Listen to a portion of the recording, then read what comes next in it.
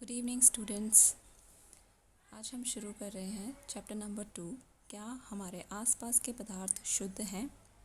Is matter around us pure? तो चलिए शुरू करते हैं।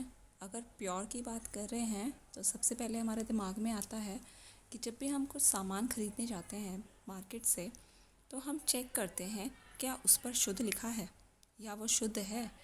जैसे कि इन पॉलीथीन्स पर, इन बॉक्सेस पे आप देख सकते हो कि लिखा है शुद्ध नमक, शुद्ध घी, शुद्ध दूध। तो हम लोग ये सब देखते हैं कुछ भी सामान खरीदने से पहले, ठीक है। यानी कि रसोई में जो चीज़ें उपयोग की जाती हैं उन पर हम ऐसा मानते हैं कि अगर उनके अंदर किसी चीज़ की मिलावट नहीं है तो वो पदार्थ, वो चीज़, वो शुद्ध है। लेकिन वैज्ञानिकों की भाषा में ये पदार्थ शुद्ध नहीं है, बल्कि ये किसी न किसी और पदार्थ के साथ मिश्रित होकर बने हैं। मैंने कुछ पॉइंट्स जो हैं हाईलाइट कर दिए हैं, अंडरलाइन कर दिए हैं। उनको आप नोट डाउन भी कर सकते हैं और अच्छे से समझ भी सकते हैं, पढ़ भी सकते हैं। तो वैज्ञानिकों के लिए ये सभी वस्तुएं विभिन्न पदार्थों के मिश्रण हैं, इसीलिए ये शुद्ध नहीं है। उदाहरण के लिए जैसे कि दूध किस किस का मिश्रण हो सकता है? उसके अंदर पानी भी है, उसके अंदर फैट्स भी हैं यानी कि वसा भी है, और उसके अंदर प्रोटीन भी है। उन सभी का वो मिश्रण है।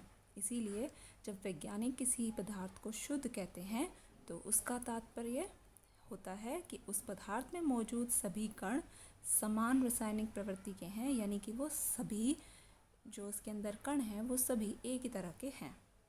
तो एक शुद्ध पदार्थ जो होता है वो एक ही प्रकार के कण से, एक ही प्रकार के कणों से मिलकर बना होता है, अथवा वो शुद्ध नहीं है। अब हम अपने चारों ओर देखते हैं तो पाते हैं कि कुछ पदार्थ जो होते हैं दो या दो से अधिक शुद्ध अवयवों के मिलने से बने होते हैं। जैसे कि समुद्र का जल, उसके अंदर आपको खनिज मिलेंगे, मिट्टी भी मिलेगी, है ना। तो ये सारे उसके उस मिश्रण के घटक हैं, ठीक है। तो हम चलते हैं मिश्रण क्या होते हैं। अब मिश्रण शुद्ध हो सकते हैं या वो सभी अशुद्ध ही होते हैं, इस बात का हम पता लगाएंगे। अब अगर हम मिश्रण कह रहे हैं तो वो दो या दो से अधिक चीज़ों का मिश्रण ही होगा, ठीक है। तो हम बात कर लेते हैं मिश्रण की परिभाषा की। तो मिश्रण एक या एक से अधिक शुद्ध तत्वों या यौगिकों से मिलकर बना होता है। मिश्रण एक या एक से अधिक शुद्ध तत्वों या यौगिकों से मिलकर बना होता है। अब ये तत्व और यौगिक क्या होते हैं? अगर आप इनको इंग्लिश ट्रांसलेशन से जानो तो तत्व एलिमेंट्स होते हैं और यौगिक जो होते हैं वो कंपाउंड्स होते हैं, ठीक है बेटा। तो अब एक बार हम इसको पिक्चर से समझ लेते हैं।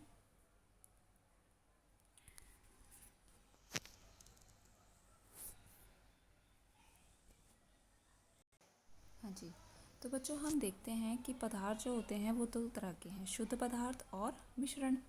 शुद्ध पदार्थ जो होंगे वो एक ही तरह के पदार्थ से बने होते हैं और उनमें कोई भी अशुद्धता नहीं होती है, ठीक है। लेकिन जो मिश्रण होते हैं वो एक से अधिक पदार्थों से मिलकर बने होते हैं। मिश्रण एक से अधिक पदार्थों से मिलकर बने होते हैं, ठीक है। जैसे कि हम इनको और आगे इसको पढ़ें तो शुद्ध पदार्थ जो होते हैं वो या तो एक ही एलिमेंट से मिलकर बना होगा या फिर कई सारे एलिमेंट्स से मिलकर वो बना होता है।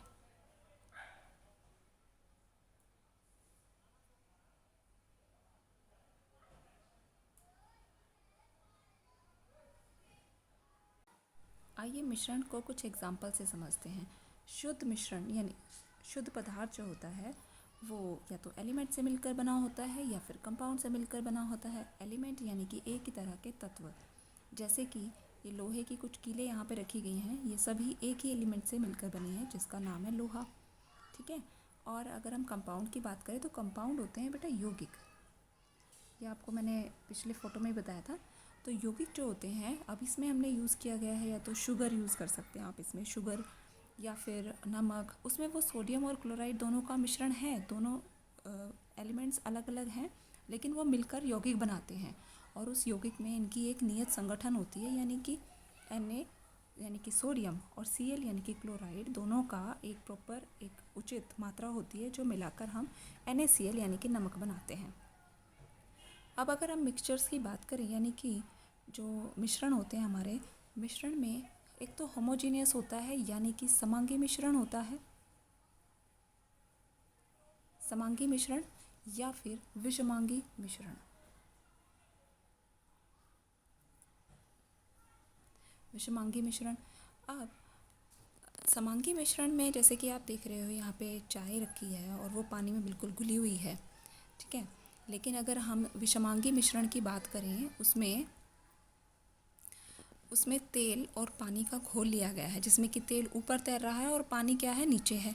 तो ये कैसा मिश्रण है कि विषमांगी मिश्रण है, जिसमें कि दोनों अवयव जो हैं उसके बिल्कुल भी अलग, बिल्कुल एक दूसरे के साथ में मिश्रित नहीं हुए हैं, बल्कि अलग अलग देखे जा सकते हैं। तो ये दोनों तरह के समांगी और विषमांगी मिश्रण हैं। इनको भी हम कुछ और एग्जाम्पल से पढ़ेंगे। तो बच्चों आइए अब जान लेते हैं कि मिश्रण के प्रकार क्या क्या हैं, कितने तरह के होते हैं मिश्रण। अवयवों की प्रकृति के अनुसार विभिन्न प्रकार के मिश्रणों का निर्माण होता है, यानी कि वही बात हो गई कि हमने उसके तत्व देखने जो उसके अंदर मिले हुए हैं, उसके अवयव, उनके अनुसार ही मिश्रणों का विभाजन किया गया है और इस तरह से मिश्रण कई प्रकार के होते हैं। आइए समझते हैं। हमने इसमें देखा था कि जो मिश्रण होते हैं या तो वो समांगी होते हैं या फिर विषमांगी होते हैं।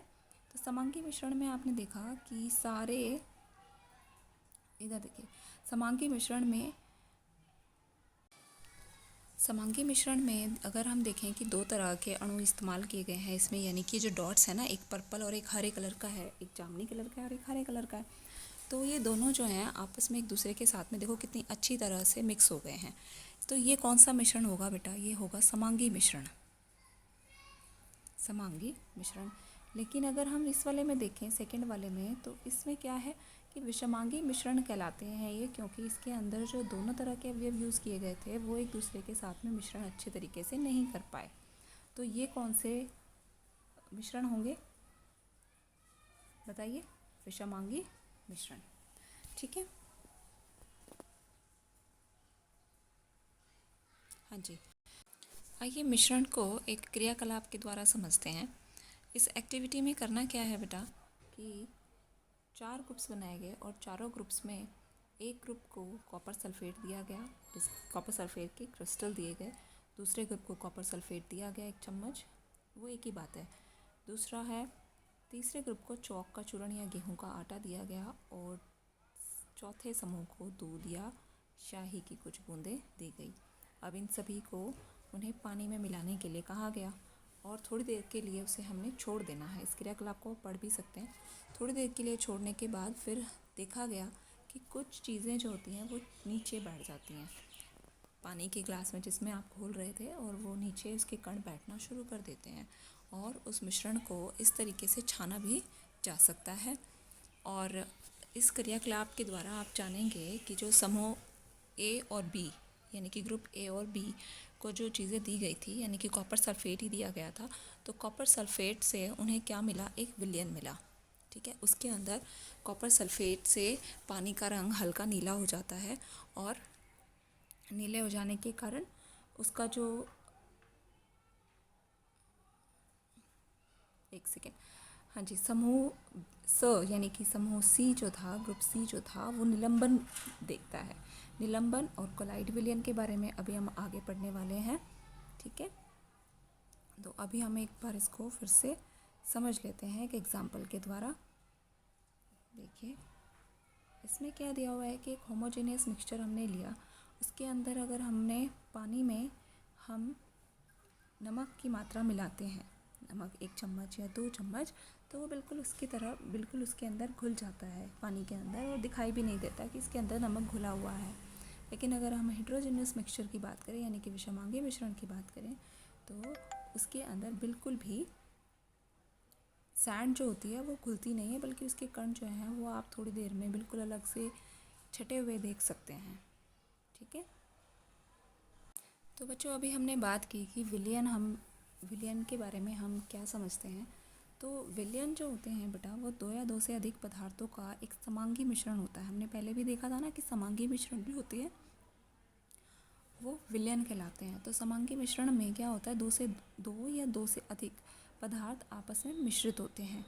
आप रोज़ाना भी देखते होंगे जैसे कि नींबू का जल, सोडा जल, ये सब जो होते हैं ये विलियन के उदाहरण होते हैं। अगर हम एक विलियन, ये तो हो गए तरल के एग्जाम्पल्स है ना, लिक्विड के एग्जाम्पल्स हो गए, लेकिन विलियन जो होते हैं वो ठोस और द्रव में भी होते हैं। यानी कि द्रव या गैसीय रूप में भी विलियन हो सकते हैं। तो आप सोच सकते हैं कि जो हमारी हवा है, हमारी वायु है जिसके अंदर हम सांस ले रहे हैं, वो एक गैसीय विलियन है जिसके अंदर बहुत सारी गैसेस मिली हुई हैं, जैसे कि कार्बन डाइऑक्साइड और हाँ जी ऑक्सीजन, नाइट्रोजन, है ना। तो ऐसे ये सारा जो मिलकर एक गैसीय विलयन बनाता है और इसको हम वायु कहते हैं। और अब ठोस विलयन की बात अगर हम करें तो ठोस विलयन भी होते हैं। केवल ये जो विलयन होते हैं वो तरल रूप में ही नहीं होते, बल्कि गैसीय रूप में भी होते हैं और ठोस रूप में भी होते हैं। तो ठोस विलयन जो होते हैं इसका एक बहुत अच्छा एग्जाम्पल है, जैसे कि हाँ जी मिश्र धातु। तो मिश्र धातु को हम एक एग्जांपल से समझ लेते हैं। जैसे कि इसमें बहुत सारी धातुएं आपको नज़र आ रही होंगी, बल्कि एक धातु नहीं है ये सारी धातुएं कुछ अलग धातुओं का मिश्रण होती हैं। जैसे कि आप देख सकते हो ब्रास, ब्रॉन्ज, है ना, स्टील, कॉपर, ये देखिए कॉपर, है ना, आयरन और एल्युमिनियम। अब इसमें आप देख सकते हो कि स्टील भी लिखा हुआ है। स्टील को हम बहुत शुद्ध मानते हैं, लेकिन स्टील जो होता है वो भी बहुत सारी धातुओं का मिश्रण होता है, ये हम अभी पढ़ेंगे। ब्रैस यानी कि आप जानते हो पीतल, पीतल भी जो है ना कुछ धातुओं का मिश्रण होता है। इसी तरीके से ब्रॉन्ज, ठीक है, तो इनके बारे में भी हम अभी पढ़ते हैं। हाँ जी, तो मिश्र धातुओं के बारे में थोड़ा सा और जान लेते हैं। तो ये धातुओं के समांगी मिश्रण होते हैं जिन्हें भौतिक क्रिया द्वारा अवयवों में पृथक नहीं किया जा सकता।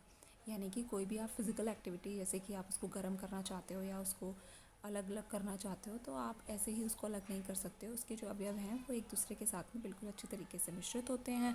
तो मिश्र धातु जो होती है वो बहुत सारी धातुओं का मिश्रण होती हैं और ये अपने घटकों के गुणों को दर्शाते हैं। यानी कि उसमें जो भी घटक दिखाए, उसमें जो भी घटक मिलाए गए हैं उनके वे गुणों को दर्शाते हैं और अपना पृथक पृथक यानी कि अलग अलग संगठन रखते हैं। जैसे कि पीतल जो होता है, पीतल के अंदर जिंक लगभग 30% मिलाया जाता है और कॉपर लगभग 70% मिलाया जाता है, और तब जाके क्या बनती है, पीतल बनती है। ऐसी कुछ और भी धातुएं हैं, मिश्र धातुएं हैं, जिनके बारे में मैं आपको समझा देती हूँ। जैसे कि ब्रास होता है जैसे पीतल, इसमें कॉपर और जिंक मिलाकर इसको बनाया जाता है और ये यूज़ कहाँ कहाँ किया जाता है, डोर्स में, डोर हैंडल्स में और फिटिंग्स में। उसके बाद आ जाता है ब्रॉन्ज जो होता है वो कॉपर और टिन से मिलकर बना होता है, जिससे बहुत सारी स्टैचूज़ या मूर्तियाँ बनती हैं। सोल्डर भी होता है, जिससे आपने देखा होगा कि छोटे छोटे टाँके लगाए जाते हैं जब हम कोई भी इलेक्ट्रिकल अप्लायंस ठीक करवाते हैं, तो वो टिन और लेड से मिलकर बना होता है और मेटल्स को सोल्डर करने के लिए यानी कि उनको जोड़ने के लिए भी उसका इस्तेमाल किया जाता है। फिर आता है स्टेनलेस स्टील बहुत इंपॉर्टेंट है। इसमें देखो किस किस धातु का मिश्रण होता है स्टेनलेस स्टील में, आयरन, क्रोमियम और निकल का मिश्रण होता है स्टेनलेस स्टील में। इसका यूज़ किया जाता है कटलरी, किचन सिंक्स, यानी कि रसोई के यूज़ किए जाने वाले बर्तनों में इसका प्रयोग किया जाता है। हाँ जी, तो अब विलयन जो होता है उसके दो भाग होते हैं। विलयन के दो भाग होते हैं, जैसे कि एक होता है विलायक और दूसरा होता है विलय। विलायक और विलय, इन दो भागों में एक विलयन को बांटा जा सकता है। यानी कि विलयन जो होता है वो दो चीज़ों से मिलकर बना है, या तो एक तो होगा विलायक और एक होगा विलय।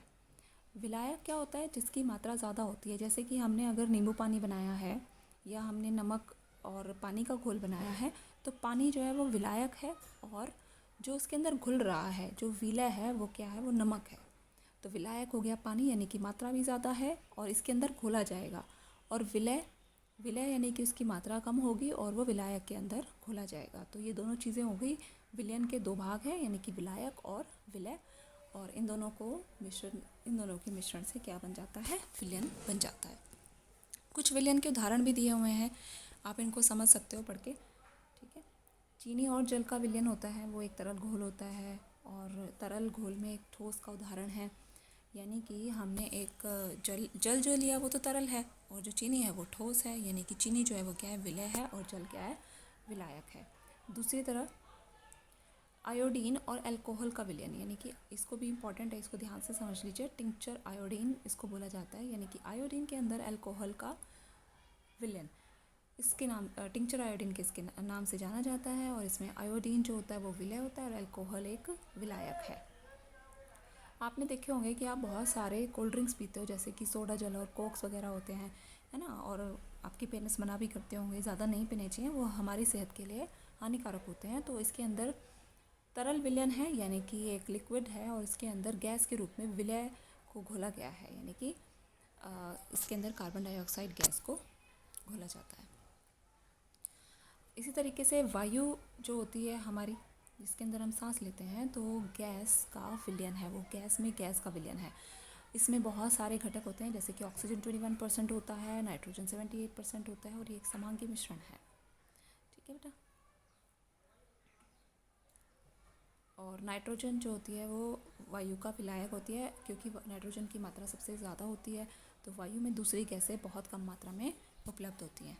अब विलयन के गुण हैं, इनको आप कॉपी में भी नोट डाउन कर सकते हैं और बाकी सारे नोट्स भी बना सकते हो। तो विलयन एक समांगी मिश्रण होता है।